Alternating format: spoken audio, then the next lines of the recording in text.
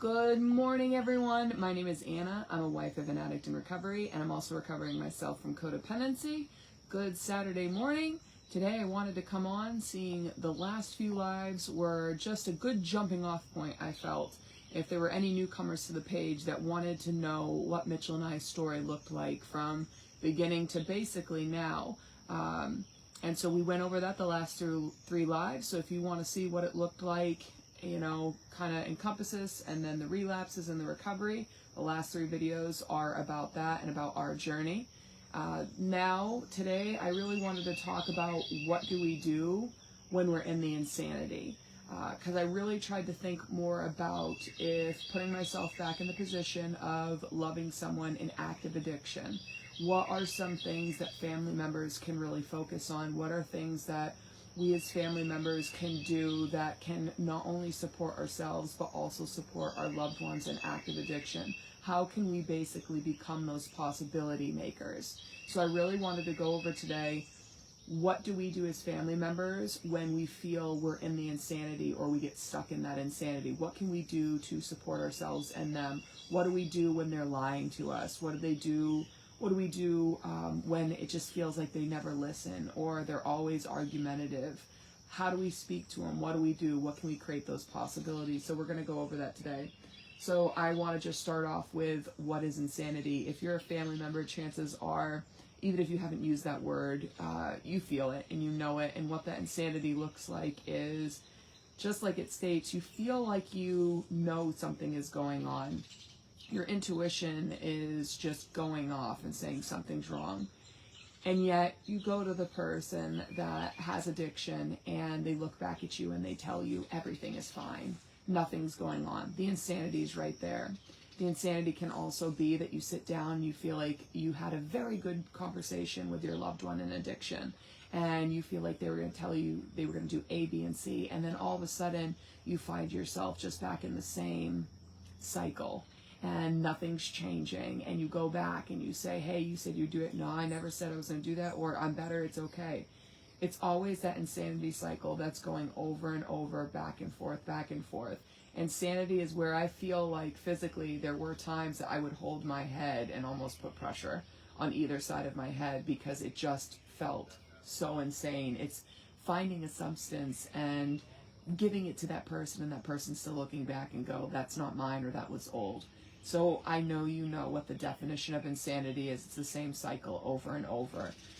I'd also like to just ask you, in that insanity cycle, do you feel like you're still responding the same way or doing the same things? If you are, that is where our challenging starts as family members. We've got to start bringing in different. We've got to start doing different. And yes, that does mean that we're going to be taking the first steps towards healing and recovery, probably even before our loved one in addiction does, okay? What does that look like for me? I'm a huge advocate of we needing to learn codependency. If anyone wants a jumping off point, I did just do a live just a couple days ago on codependency. You can look at that. There's also a really good, great book called Codependent No More by Melody Beattie. That is the book that I finally listened to once I had packed up all my stuff and left the state of Pennsylvania and came up here to Massachusetts. So after I had left Mitchell. So that was one of them, Codependent No More. There's also a very good 12-step program for families called CODA, which is Codependence Anonymous. There's always a meeting I recommend that is on Thursdays over Zoom. It also has a private support group on Facebook also. That group is absolutely amazing. I highly, highly suggest them because it is also my original support system inside there. It has a bunch of mothers, two mothers that started the program, and more. So I just wanted people to know that it's a very good support group, because along this journey, when we talk about today, what do we do with that insanity, I'm going to tell you this right now. If you do not have a support group in this insanity, you are missing a massive piece of the puzzle to connect things, okay? You need a support system. I needed a support system. Mitchell needed a support system. Anyone that is working an actual true recovery, which is challenging their behaviors that came from active addiction, has a support system. Anyone that is working codependency and really working it has a support system. you need to think about this. This is also the definition of insanity. Good morning, Candace. The definition of insanity is doing the same thing over and over and expecting a different result. If you have been working, good morning, Marianne. If you have been working your healing journey and not allowing other people into your life that understand how to love someone in addiction or have been in active addiction themselves, I'm telling you right now, you are still trying to do it on yourself. Okay? How has that been working for you? Okay? Ask yourself that. How has it been working for you? Is it the definition of insanity right there? Doing the same thing over and over and expecting to heal, expecting to challenge yourself, expecting to grow? If you're just trying to support yourself and you've been doing it this whole time, that is already the definition of insanity. You need someone on the outside that is not so much always in the emotions and the feelings of things, that can be more out and be more objective, and can offer more challenging. Because when we're stuck in the feelings and emotions, we're stuck in them. And that doesn't help us get out into the insanity, okay? We have to feel our feelings and emotions, but we also have to look at the facts. So step one, to get out of the insanity, get your own support system. If you still feel, Anna, I don't have one, you message me, please. Please, I'm asking you to, okay? So don't feel like a burden. I'm right here saying, please message me. Please message me. Hi, Mommy, good morning. Hi, Toby, good morning. He's off for his walk. So another thing, now if we go into, all right, what do I do? They're always seeming argumentative to me. Okay, first thing that we need to do is let's do a little dive into addiction. What does addiction do to the brain? Okay, now, I know a lot of you have already heard me say this. I say it numerous times because there's always newcomers, and this was probably one of the big things that helped me have more understanding and empathy for Mitchell, and also helped me hold boundaries, because it allowed me to realize that Mitchell was not just being mean, okay? It allowed me to realize that something else was really going on within his body. So when our loved ones continue to consume a substance over and over and over, the great thing about our brain is it can heal and it can change. That also means, though, when a substance is given continuously and continuously, it's going to alter and change the brain. What happens is this. They continue using a substance over time, and I'm going to actually express to you why I'm not a big care of the choice versus disease debate, okay, is because I do believe that, yes, in the beginning, it can start out as a choice. However, I don't think it's still as simple as here's a choice. I think there are many factors against you: your environment, trauma, society, mental illnesses that you may or may already have. There's so many things that are involved in it. However, I don't think anyone ever wakes up and goes, I would love to become an addict.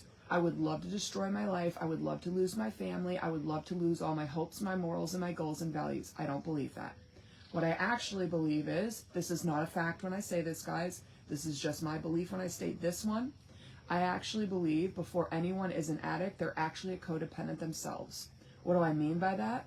I actually believe that people for a long time have been trying to prove to either their family, society, friends, work, really yourself, but we don't understand at the time, that we want to be accepted, we want to be loved. We possibly could have trauma involved in our lives. It comes down to this fear of being rejected. We actually are people pleasers. We lack boundaries. We're not being our authentic self, and it hurts. Okay? And so what we do is, we have a very stressful job, or we have trauma in our lives, or well, you name it. We come home, we have a drink, or we do a drug. We do it once, that's what we plan on, that's it. All of a sudden, consciously or unconsciously, we realize or we don't realize that it silenced the thoughts within our head. It stopped us thinking about the trauma. It stopped us thinking about fear or rejection. So what do? We go and we go do it again. And again. And again. Now all of a sudden, it's the same when a doctor goes, hey, I just want you to know your family is more susceptible to having heart disease. So please be aware of what you eat. Okay? So we don't have heart disease. We're just susceptible to it. So what we do is we decide, what do? Well, this isn't going to hurt us. I love sugar. I love candy. So we start eating it. Okay? We eat it over and over and over again. Then all of a sudden, the doctor looks at us and goes, I'm sorry to tell you, you have heart disease. That's what I actually believe happens in addiction. Okay? So all of a sudden, one day, they still in their brain think they have it under control. Okay? They don't see a problem. They see it as they do it from time to time. They don't see that there's a problem going on. This is the definition of insanity, and we're going to move into that also of how can we help them when they're doing this. So, all of a sudden now they have the disease or the mental disorder of addiction.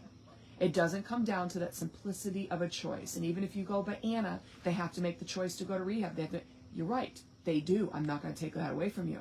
However, if it was that easy, and there weren't all those other things, it's kind of the same as looking at someone that one person has a broken arm and one person that is healthy out in the middle of the lake.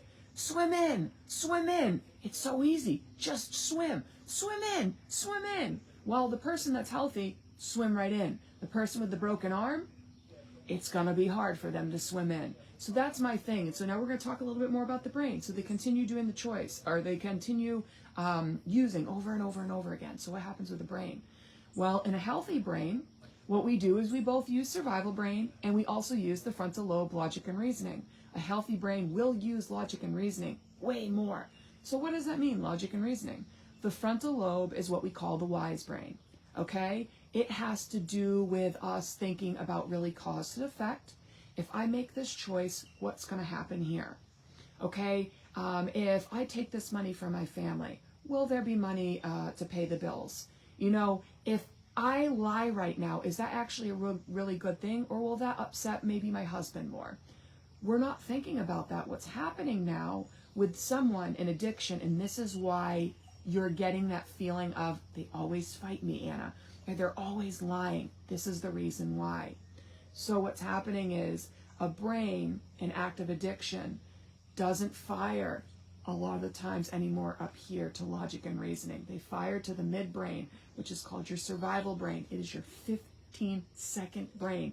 Your 15-second brain, all it's thinking about is, how can I survive? What do I need to do to survive?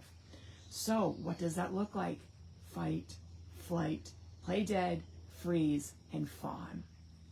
So when you go up to them and your intention is just to help them, hey, I know you're using right now. What can I do to support you?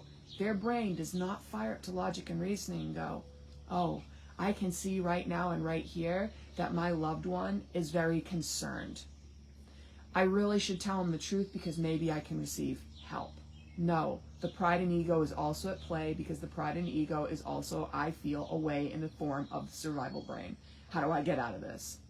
Why are you always asking me 50 questions? What is wrong with you? What are you doing? Wanting to fight because their brain says, to survive, I need to go use. That's what I need to do. It's not thinking, is this going to affect the person in front of me? Am I hurting my mom or dad when I'm expressing this? It doesn't do that.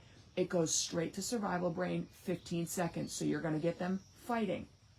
Okay? You're going to get the flee, which is a lot of times like, why do they just leave me? We're having a discussion and they just go. Go. Sometimes they just completely shut down and you're like, are you even freaking listening to me? That's freeze. Doing nothing. The other one is, honestly, guys, being completely honest, this is why family members, we need to work our own recovery as well. The fawn. Okay? The fawn is actually codependency. It's the people pleasing. That's also why sometimes with addiction, you will see the people pleasing. What can I do to get out of here? Okay? So all these responses are, unfortunately, how do I get back to the drug of choice? So you might be thinking, okay, well, how can we help them? How can we help them, Anna, activate that logic and reasoning? Now, always remember, when we have someone in active addiction, it doesn't necessarily mean that the brain won't fire off once in a while to that logic and reasoning. So, you have a broken arm, right? And there's a cast on it. Sometimes we can still wiggle the fingers. However, that doesn't mean, though, that the brain is healed. We can have some wiggling room. So, how can we help our loved one in that insanity? When they continue to lie to us over and over and over, and we know it. You're like, Anna, I know it. I've been there. I remember it. I remember first step. I used to always try to catch Mitchell in a lie. Stop trying to catch them in a lie. You know they're lying. Okay? Fact number one. You know they're lying. I would sit and ask you, why are you trying to catch them in the lie? Well, probably because, one, we want to know we're not insane because we've been in that insanity so much, okay? We want to hear the truth. Gonna be honest with you. How many times has that worked? How many times has it worked that you're trying to catch them in a lie and right off the bat, they're honest with you? Probably close to 0. Okay? So I want you to know right now, get off your own insanity. All right? What you're trying to do is constantly catch them in a lie, and you have to repeat yourself over and over and over for there even to be a chance of them telling you the truth. So step off. That's not working. Okay? And I know it's hard. That is where a support system comes into play. First rule of thumb that Laura taught me, stop catching them in the lie. It's not helping you. You're creating more trauma. You're creating more triggers on yourself, and it's not supporting or helping them. You go straight to them and you let them know and you hold a boundary. I know you're not being honest with me. When you're ready to have this conversation, I'm here and I would love to talk to you. A boundary. You're probably going, why in the world would that help, Anna? Well, because what you're doing is you're telling them your truth. You know factually, you're being honest, you're stopping beating around the bush, trying to figure something out, you're being direct. I know you are not being honest with me. What you're also doing is you're giving them more of a pathway to see, because you're being dishonest, I'm going to disengage from this conversation. You can even say that also if you would like to. I know you're being dishonest with me, and until you are honest with me, I'm going to take my leave because dishonesty hurts me. Now you're probably going to go, well, Anna, they're going to disrespect my boundary, and what they're going to do is they're going to start saying, you're nuts, you're crazy, I'm not blind, like blah, blah, blah, blah. Okay, this is where it comes in. This is why we need a support system, because this is why it's so damn hard. My God, right in that moment, we are questioning our own sanity. We're going, oh my God, am I right? Are they, oh my God, am I going to cause a... Okay, right when you go down that insanity, if you have gone down that insanity many a times and you've tried to hold the boundary and you don't hold it, you, again, step off the insanity. Step off of it. It's not working. We need to create new possibilities. So, difference now. We go. We talk to our support system. We go. I know they're lying. I know they're lying, but right now I feel so insane. I feel so crazy. I know what Laura would say. Laura would go, okay, Anna, who are you going to trust?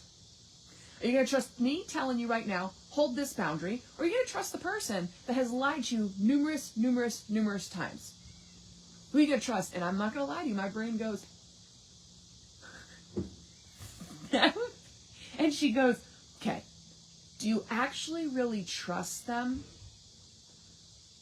Or is it because you feel intimidated by them and you don't want to go into conflict?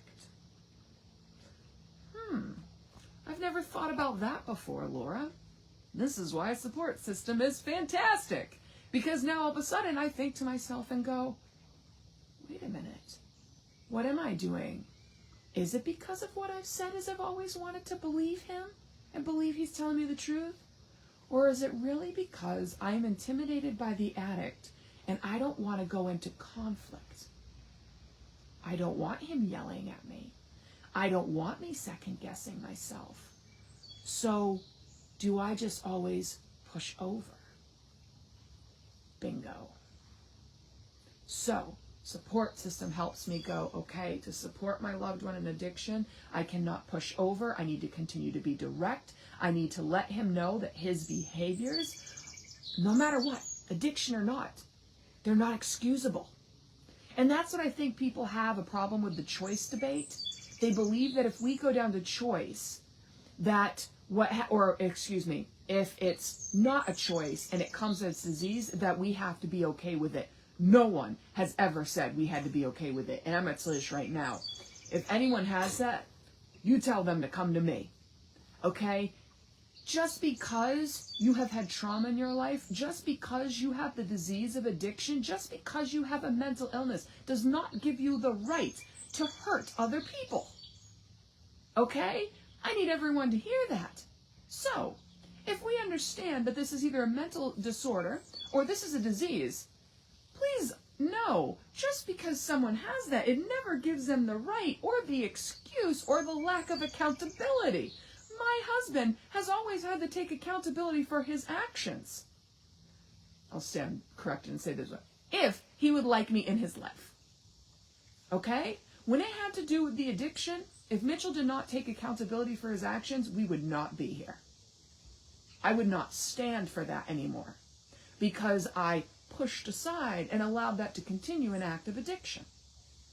Okay, so when you get, Anna, what do I do if they continue lying? Change your behaviors. I know, guys, we want them to change their behaviors, but I'm going to tell you the number one golden rule. Focus what is inside your control. Trying to change someone else's behaviors is so far out of your reach and so far out of your control that if you start just continuously focusing that, I'm telling you, you are setting yourself up for failure. You are not helping your loved one in active addiction, and you are certainly not helping yourself get out of the insanity and heal. We need to focus on what's inside of our control, which is our choice, ourselves, how we choose to behave, how we choose to respond. So this is all going to be focusing on how do we step off the insanity? What can we do? What is inside our control? So what is in our control? They continue to lie at us. We do not push over anymore. And yes, guys, I'm sorry. I'm sorry. And the reason why I'm sorry is because I know when we hold boundaries, it will get worse before it gets better. You are absolutely going to have someone usually screaming back at you. Why? Because you're no longer pushing over and going, okay, go ahead. You're standing right here and going, no. I know you are lying.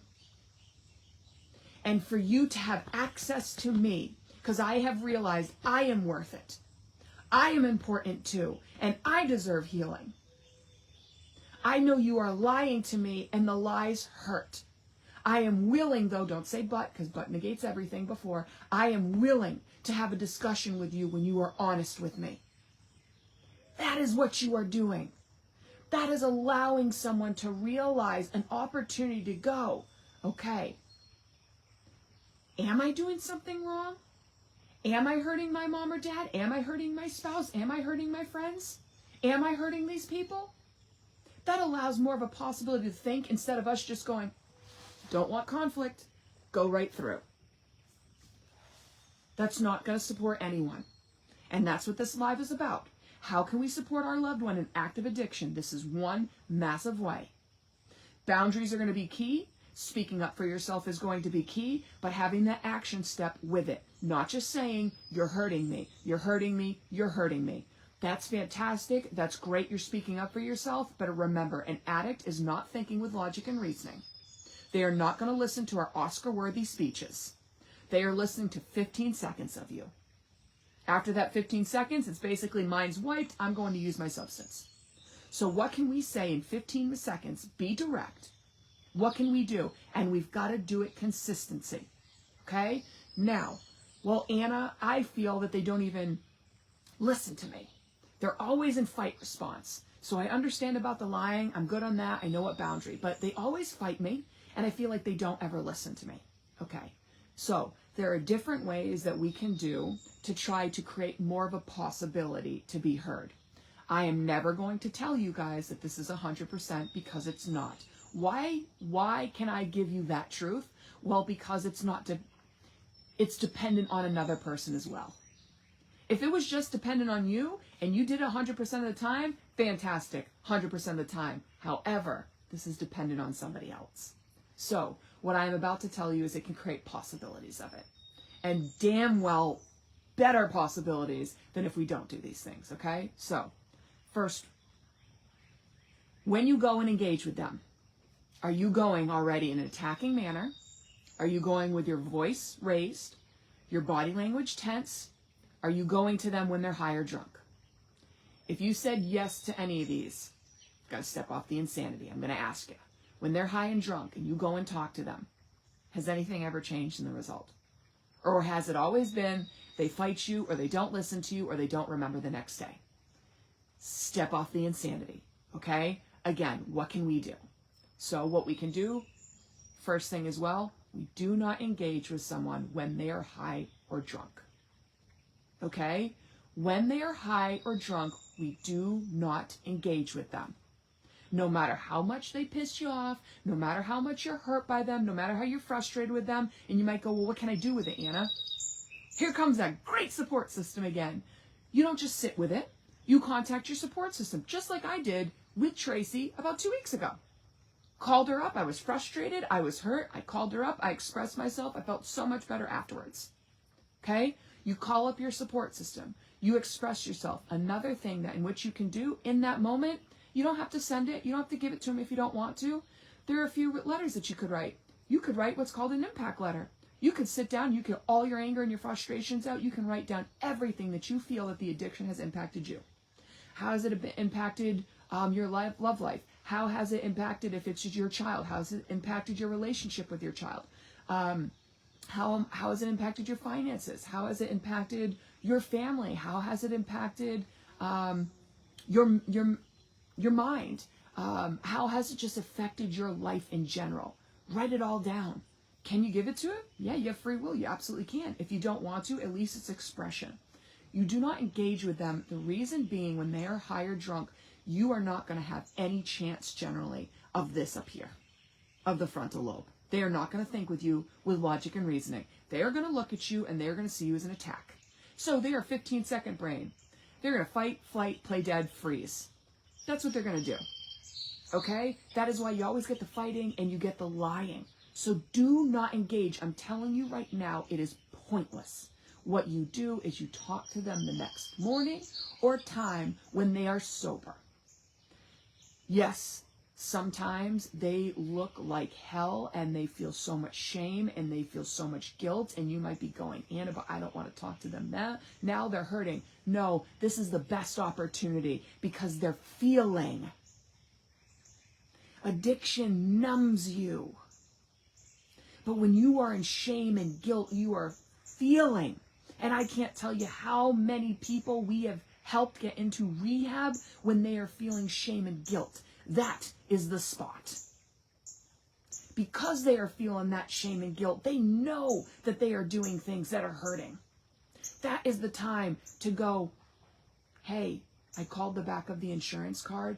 Here are places in our area that are fully covered. That is the opportunity. That is the flicker of light usually where people are going, I want to go to rehab. I want to go. Oh, that flicker, though, can go so fast. So that is why I know we're scared to go in those moments, but I'm telling you, those are the moments that we need to go in and talk to them. Okay? So do not talk to someone when they are high or drunk. Talk to them the next morning. How can we talk to them? As much as we're angry with them or we're hurt with them, I'm telling you right now, think about it. If someone comes to you with tense body language, with their voice already raised, are you going to sit there and go, hi, what would you like to talk about today? I'm definitely willing to listen to you with your body language looking like you're massively aggressive and you screaming and yelling at me. Come, let's sit down and have a great conversation. Or are you going to be like, okay, what is up with this? What's going to happen? And remember, someone in active addiction, okay, even if still, they have a week of sobriety, a month of sobriety, in all honesty, when they see that coming at them, their brain's going to go click, right to survival brain. Puff up. Oh, you want to go toe-to-toe? Let's do it. You yell, they yell more. Continue up. Think about it. Has that happened numerous times, and how's it worked for you? Again, definition of insanity. So what can we do as family members? Step off of it again. What can we do differently?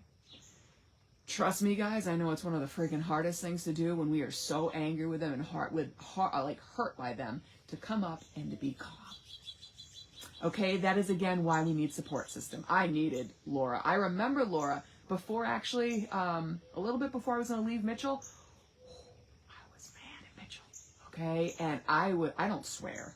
Okay, I was dropping F-bombs with Laura and all this other stuff, and that was the time when Laura was like, must be real hard, you trying to control everything. And I was like, oh my God, where'd my sweet Laura go? I realized what she was doing. I was giving her my own insanity. In her mind, she's like, cool, I want to listen to you.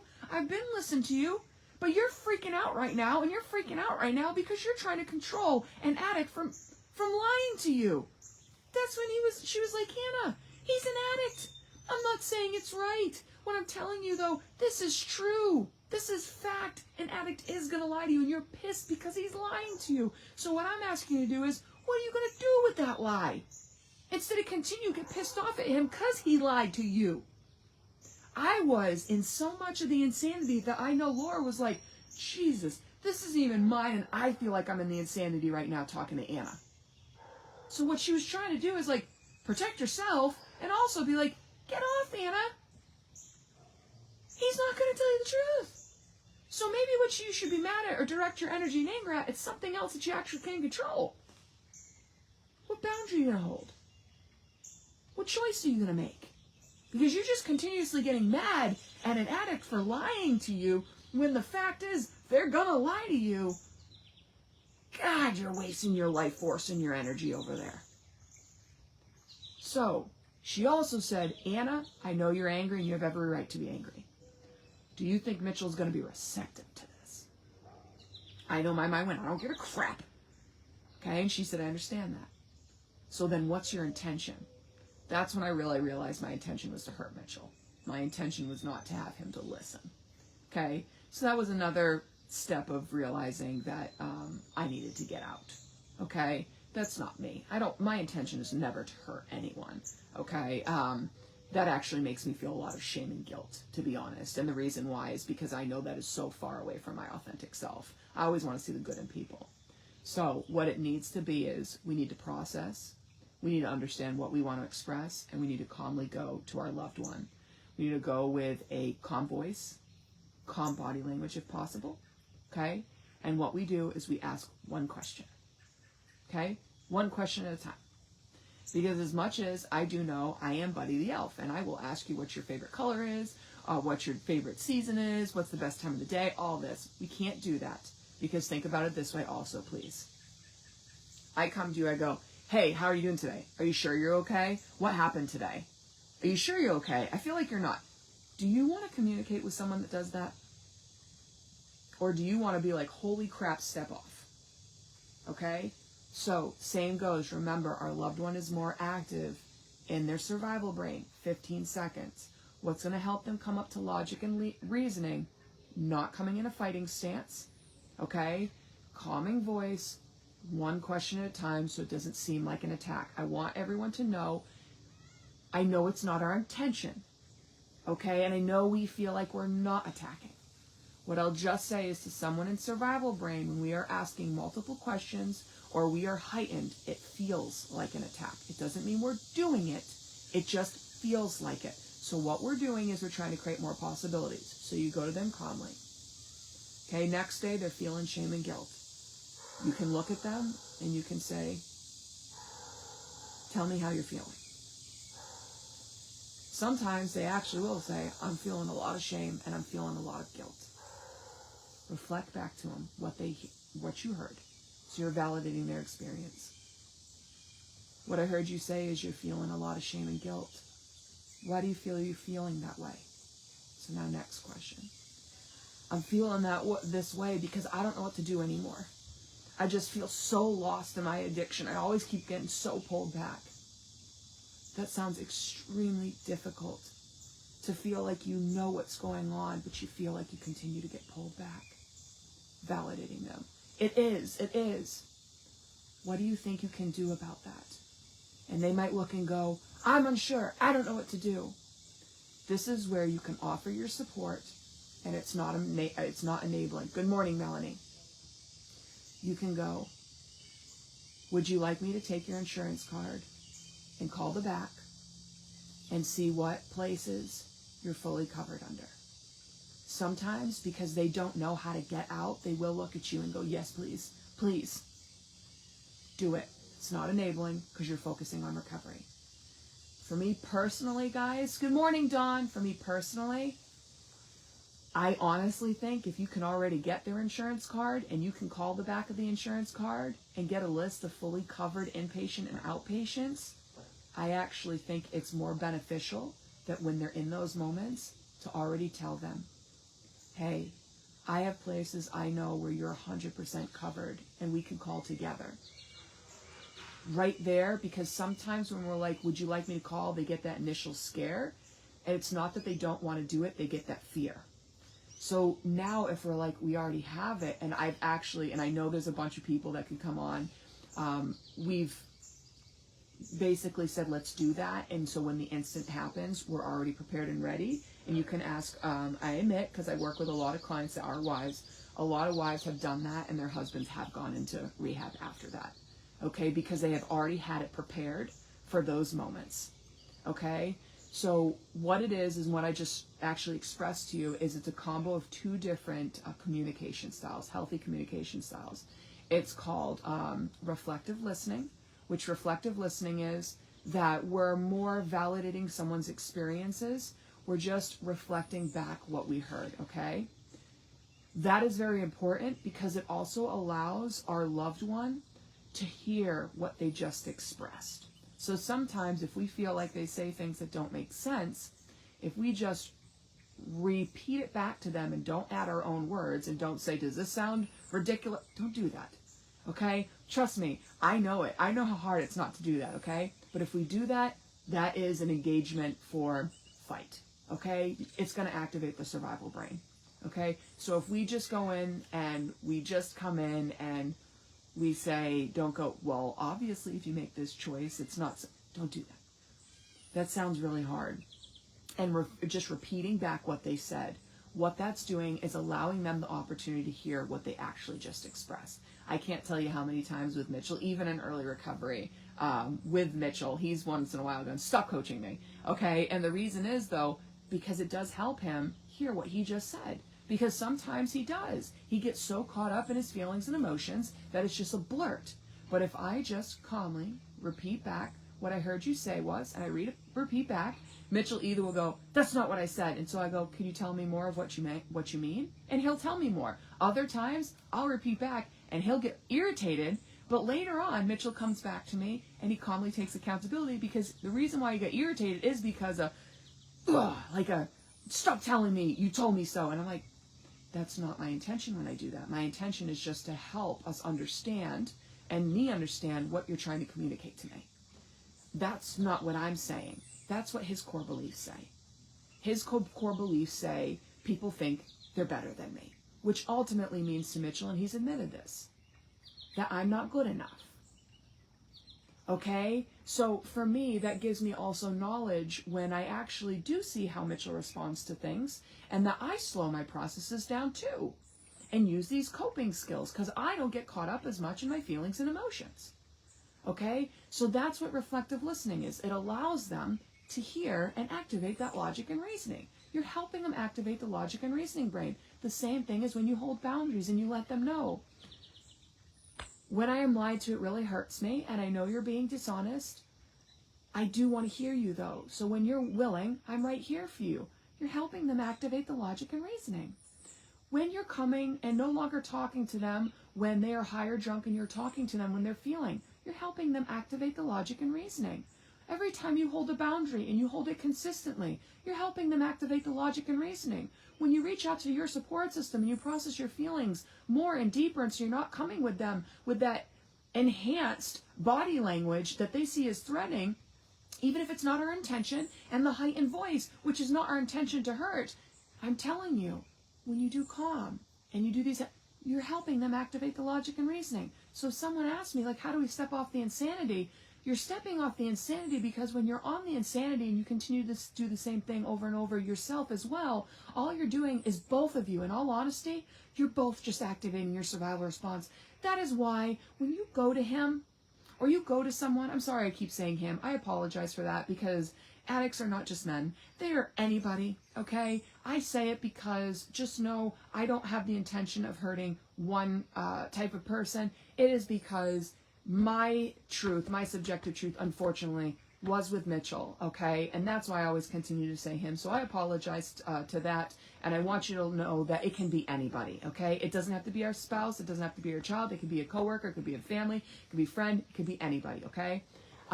But I want you to know this is that if I engage with Mitchell and I'm engaging with my codependency, that is survival brain. It's fawn. If I go to Mitchell and I'm calm, he yells at me, and then I activate my yelling. Why did I do that, guys? Because I went into survival mode. So what this live is honestly really about is we all need to get out of survival mode. Two people in survival mode trying to solve a problem, we're not going to get anywhere. But if one person realizes, okay, this is insanity, I've been continuously being in my survival mode, I have to step off, here's the coping skills that I can do to be healthy, now you're changing the equation. You have one person in survival mode, one person challenging their survival mode, which is now more activating their logic and reasoning, which is going to allow the more possibility of helping somebody else activate their logic and reasoning. We're not toe-to-toe anymore, we're going survival, survival, survival. Okay? So everything about this live, and this is why it's so important for us to learn about boundaries and not just learn about them, but hold them and hold them consistently. Why it is healthy to learn about reflective listening, and the other style that I told you about and what we went through is actually called reflective listening. You are not solving the problem for your loved one. Too many times we try to push ourselves in there and solve the problem for our loved one. That's not helping them.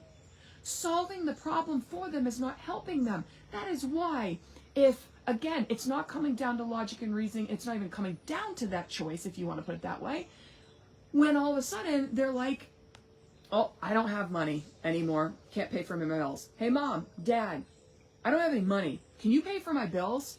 Well, now you just gave them the money to pay for their bills, but I'm telling you right now, if you have someone in active addiction, they're not going to pay for their bills. They're going to go use. If they have just enough money to use and they don't know and they go, hey, can someone help me do this? And we pay it for them. Now, there's no choice to go, crap, if that goes to bills, that's going to go to my addiction. Fantastic. Awesome. Thank you. That didn't even, and in all honesty, the way I just said it, they don't even think that. Their mind goes, cool, use. Okay? So when we're enabling, and if we go, they don't show up at work, and we call up the boss and they go, oh, they're sick.